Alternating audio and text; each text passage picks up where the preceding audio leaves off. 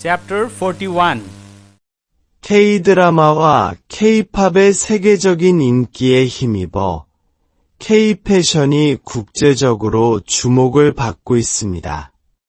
옷이 날개다라는 속담이 있을 정도로 한국 사람들은 예로부터 때와 장소에 맞는 옷차림을 중요하게 생각해왔습니다. 패션에 대한 선조들의 이러한 관심은 한국의 섬유와 패션 산업 발전의 밑거름이 되었습니다. 원료를 가공하여 섬유를 생산하는 섬유 산업과 섬유를 이용하여 원단을 만드는 방직 산업은 한국 전쟁 이후 한국의 경제 재건을 위한 산업화 시기에 시작되었습니다. 특히 대구는 방직업을 중심으로 대규모 섬유 공장이 세워지면서 섬유 도시로 발전하였습니다. 2000년대에 이르러 한국의 섬유 산업에 첨단 기술이 도입되면서 기능성 섬유와 같은 고품질의 소재를 생산할 수 있게 되었습니다. 이러한 결과로 2022년 한국의 섬유 산업은 화학 섬유와 편직물을 중심으로 세계 시장 점유율 6위라는 높은 경쟁력을 갖추게 되었습니다.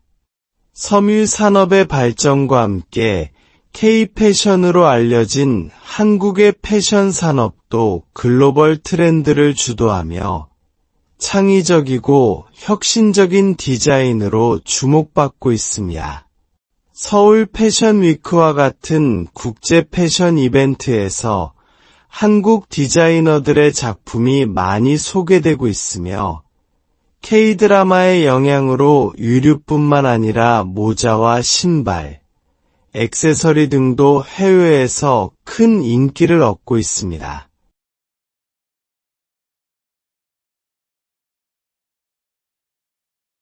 Chapter 42 빌트인 가구는 주택이나 건물의 특정한 실내 공간에 딱 맞게 제작되어 내장되는 붙박이 가구를 말합니다. 옷장, 수납장, 장식장, 책장 등이 주로 빌트인으로 설치됩니다. 빌트인 가구는 사용자의 취향 및 공간의 특징에 맞추어 설계되기 때문에 공간을 효율적으로 활용할 수 있게 해준다는 장점이 있습니다. 또한 벽이나 바닥에 고정되어 있어 일반 가구보다 견고하고 안정적입니다. 그러나 빌트인 가구는 설치와 철거의 비용이 많이 들고 디자인 트렌드가 바뀌거나 더 이상 필요하지 않아도 쉽게 교체하거나 철거하기 어렵다는 단점이 있습니다. 이러한 단점에도 불구하고 고품질의 빌트인 가구는 실내 인테리어와 조화를 이루며 깔끔하고 현대적인 느낌을 주기 때문에 더욱 인기가 많아지고 있습니다. 최근에 지은 아파트의 고급스럽고 실용적인 빌트인 가구가 많이 설치되고 있는 것도 이 때문입니다. 또한 최근에는 가구뿐만 아니라 에어컨, 전기오븐, 식기세척기 등의 가전제품도 빌트인으로 제공되어 더욱 편리하고 세련된 공간을 제공하고 있습니다. Chapter 43 교량이나 도로, 큰 건물을 짓는 대규모의 공사 현장에서는 다양한 중장비가 사용됩니다. 건설 중장비는 사용 목적에 따라 아래와 같이 토목 장비, 운반 장비, 포장 장비 등으로 분류되는데 무엇보다 안전하게 사용하는 것이 중요합니다. 불도저, 땅을 깎거나 평평하게 하는 장비. 크레인, 무거운 것을 옮기는 장비. 굴착기, 땅을 파거나 암석을 뚫는 장비. 스크레이퍼, 도로의 표면을 긁어내거나 평평하게 하는 장비. 로더, 흙이나 모래를 트럭에 싣거나 운반하는 장비. 덤프트럭, 흙이나 자갈 등을 실어 운반하는 차량. 콘크리트 믹서 트럭, 콘크리트를 섞으면서 운반하는 차량. 트랙터, 무거운 장비나 짐을 견인하는 차량. 지게차, 무거운 물건을 들어 올려 운반하는 차량. 그레이더, 땅바닥을 고르거나 정리하는 데 사용하는 장비. 롤러, 흙이나 아스팔트 등의 재료를 압축하고 지면을 다지는 데 사용하는 장비. 콘크리트 펌프 트럭, 콘크리트를 구조물의 표면에 뿌리는 장비. 아스팔트 살포기, 아스팔트 혼합물을 도로 표면에 뿌리는 장비. Chapter 44. 토목은 도로, 철도, 공항, 교량, 댐 등 사회 기반 시설을 건설하는 공사를 말하는데, 한국은 우수한 기술력을 바탕으로 국내외의 다양한 대규모 토목 공사를 수행해 오고 있습니다. 사막을 녹지로 만들기 위한 20세기 최대 규모의 토목 공사로 사막의 녹색혁명이라 불리는 리비아의 대수로 공사도 한국의 기술력으로 진행되었습니다. 한국에서도 한국의 지도를 바꿀 정도의 대규모 토목 공사가 여러 차례 이루어졌습니다. 먼저 세계로 통하는 한국의 관문인 인천국제공항은 대규모 토목 공사로 이루어진 결과물입니다. 인천국제공항은 인천 앞바다에 있던 몇 개의 섬을 간척하여 건설한 동북아시아의 허브 공항입니다. 인천국제공항을 송도국제도시와 연결하는 인천대교는 수상교량의 길이가 21.38km 나되는 한국에서 가장 긴 다리입니다. 2009년에 개통된 인천대교는 왕복 6차로로 주탑의 높이가 무려 238.5m에 이르는 한국에서 가장 거대한 사장교입니다. 2010년에 개통된 거가대교는 부산과 거제를 연결하는 다리입니다. 사장교와 육상터널, 해저 침매 터널로 이루어진 총 길이 8.2km의 세계에서 가장 긴 해상 다리 중 하나입니다. 거가대교는 부산과 거제를 연결하는 중요한 교통로로 사용되고 있을 뿐만 아니라 인근 지역 간의 교류를 촉진하는 데도 크게 기여하고 있습니다. Chapter 45. 스마트팜은 농업의 정보통신기술, ICT를 접목하여 농작물을 효율적으로 관리하는 농업 시스템입니다. 스마트팜은 농작물의 생산성을 향상시키고 노동력을 절감하게 해주며 친환경 농업을 실현하는 데 도움을 줍니다. 스마트팜은 딸기, 수박 등의 과일류부터 상추, 청경채 등의 채소류와 바질, 로즈마리 등의 허브류에 이르기까지 다양한 농작물을 재배하는 데 활용되고 있으며 미래 농업의 중요한 요소로 더욱 주목받고 있습니다. 스마트팜은 농작물의 성장 환경을 관리하기 위하여 센서와 네트워크 기술을 활용하고 성장 조건을 최적화하기 위하여 빅데이터와 인공지능 기술을 활용합니다. 이와 같은 스마트팜 기술은 농작물의 수확량과 품질을 향상시키고 자원을 효율적으로 관리할 수 있도록 해줍니다. 한국은 스마트팜 분야에서 빠르게 성장하고 있는 국가 중 하나입니다. 한국 정부는 스마트팜을 미래 농업의 핵심 분야로 인식하고 다양한 정책으로 스마트팜의 보급과 발전을 지원하고 있습니다. 그 결과 스마트팜 기술이 빠르게 보급되고 있으며 스마트팜 농업의 시장 규모도 2021년 이후 연평균 약 15% 정도의 성장률을 보일 정도로 크게 확대되었습니다. Chapter 46.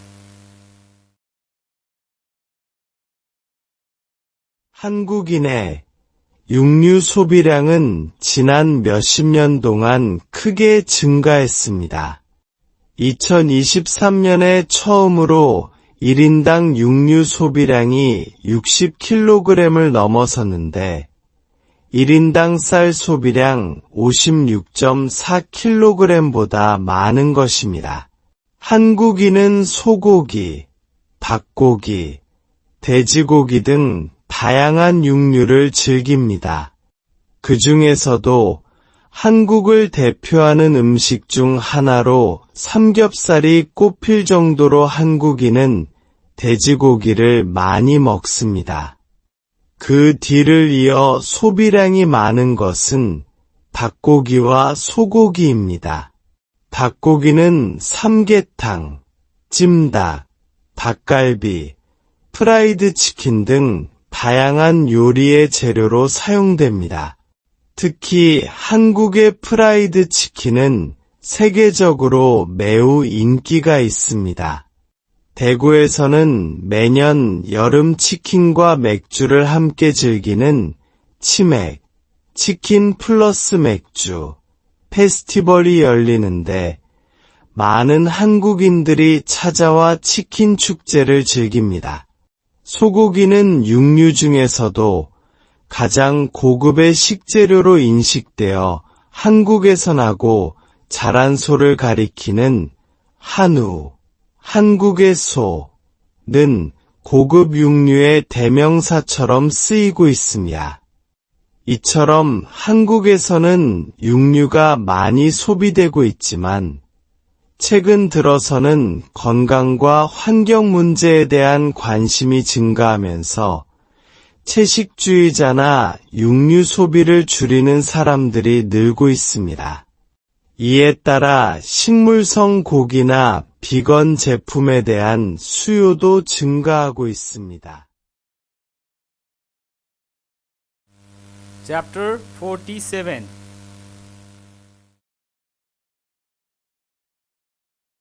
양식업은 연근해 혹은 인근 연안에서 조개류, 해조류, 어류 등을 양식하는 산업으로 해양 자원 관리 및 수산물 공급에서 중요한 역할을 담당하고 있습니다.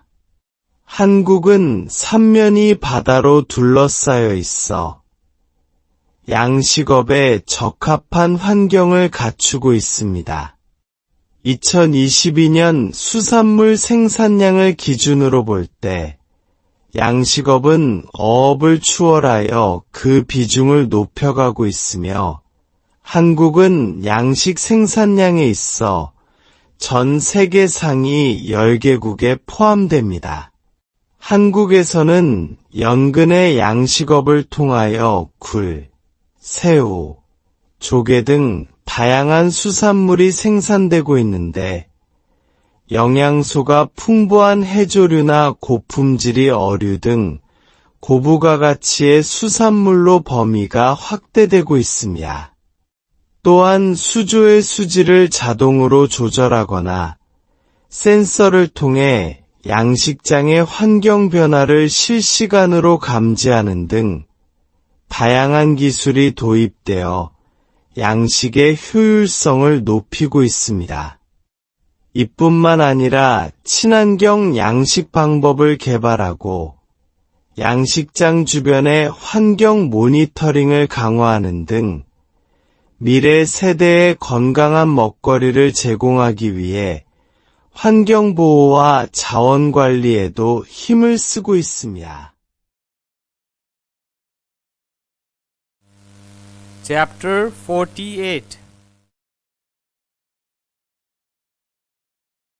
한국은 세계적으로 유명한 조선업 국가 중 하나로 대형 선박 및 특수 선박을 건조하는 데 있어 높은 기술력을 갖추고 있습니다.